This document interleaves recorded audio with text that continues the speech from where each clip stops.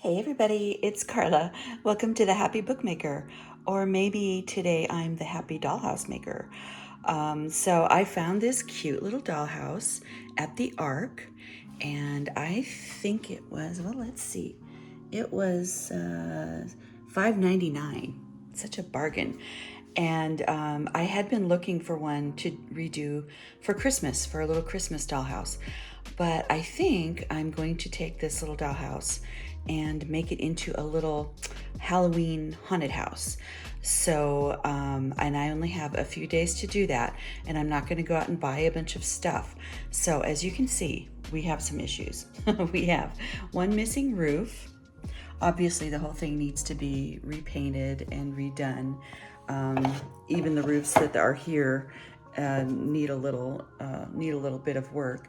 And then as we sort of go around, you can see on the back side, which I'm not probably going to be doing anything on the inside of this, but isn't that cute? It's so cute. So those little curtains, I think I'm going to leave them, but I'm going to take the little ties off so that they're not, you know, like all cute and tied up like a little country curtain, and maybe have some like hanging out the windows in the front and that sort of thing. So I have to construct something for this, another roof, and maybe it's like a partial roof so that it looks like, you know, a roof that has a hole in it or something. And I think I can do that out of cardboard because, again, I don't want to go out and buy anything. I only have a few days. I'm going to paint the whole thing first with black spray paint. Now, I don't even have a full can, but I'm going to try to get mostly the roof, all the like the roof sections and the window trims and that sort of thing, because then also I'm going to be going over it with like grays and whites and some other fun little embellishments, and we're going to make it spooky. So I will obviously be doing this in portions, and we'll be back to see how it's going.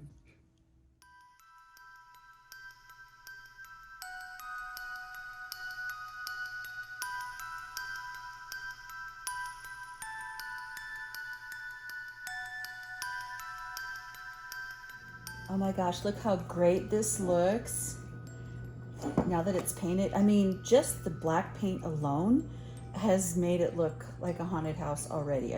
I could stop right here. And then this is the new roof that I created. And I didn't end up using cardboard because in my stash I had some of this black foam core, and I had enough of a piece to make this small roof. And of course it has been painted too, but I mean, honestly, you cannot tell the difference. And architectural models are made out of foam core all the time. so I think that I think that was appropriate. So what I did was, you can see around the back here. First of all, I went ahead and tightened up like all of the little screws and everything to make sure that it was nice and secure. And then I taped up the windows from the inside so that not as much paint would get in. And I don't care if some does, because I'm not sure what I'm even going to do in here. But as you can see, this is, you know, pulling off the tape from the window so that that is protected. I'm just going to continue to pull off that tape. And I have glued down the foam core roof. And it looks like I might need to, with this wooden one, actually maybe add some glue to that too. It is nailed or screwed on one part, but not on the other. So I'm going to go ahead and pull all of this off, and we'll see what it looks like. Okay, all that tape is gone. Wow, this looks so cool. Let's see how it looks on the important side. Outside. Oh my gosh, that is just too cool. I love it. So the doors didn't get all painted black, but I think I'm going to be painting them a color, like maybe orange or purple or something like that.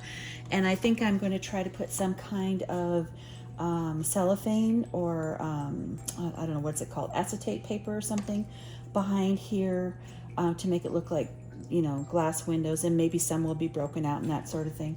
And then, like I said, I'm going to cut these little cute little ties so that these are not, so they don't look like little country curtains. Let's cut one right now and see what that looks like. Okay, here's one of the curtains, one of the ties cut off. So wouldn't that be cool just to have like one of them maybe coming out of a broken window, and just to have them laying flat, I think will look better.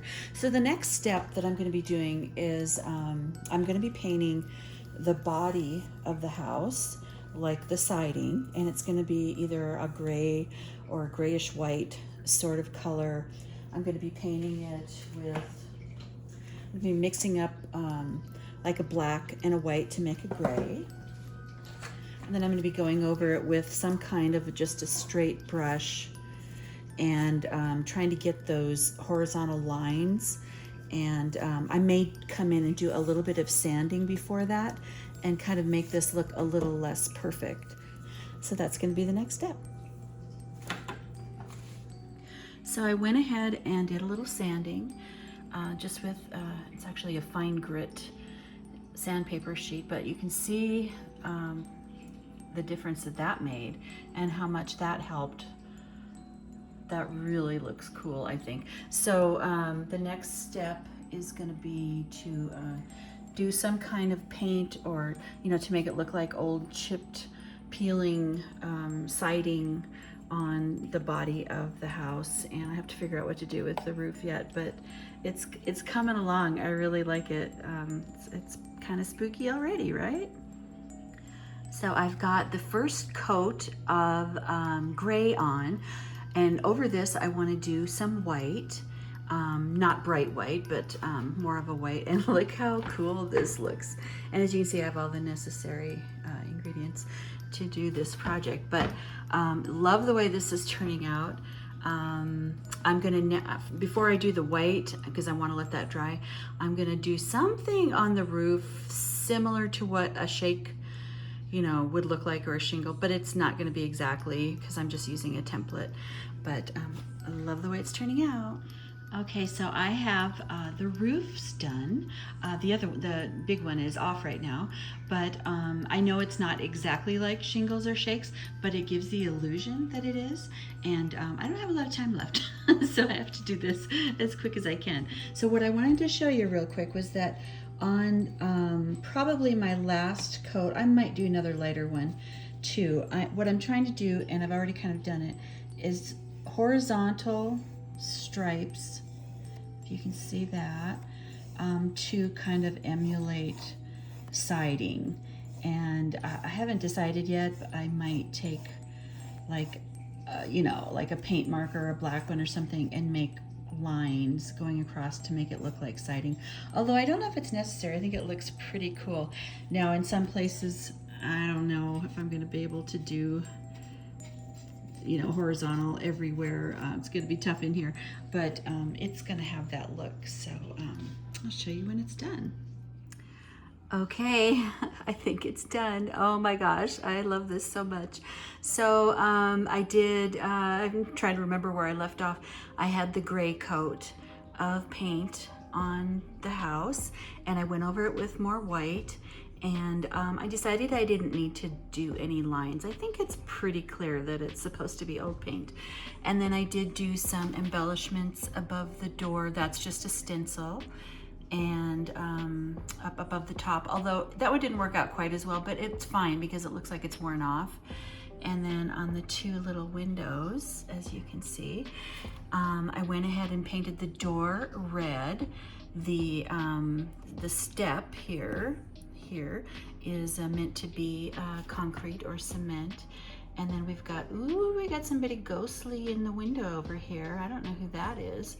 And we've got some cracks. I did put cellophane behind all of the windows, if you can see that. And in this one, the window is broken.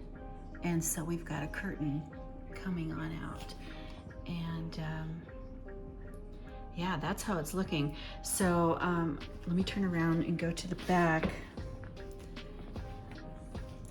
So I made a photocopy of, actually this is my mouse pad, and I made a photocopy because I'm gonna leave the door cracked open so that they can see inside the front entrance. I'm gonna set this up on my patio in the front on a little table.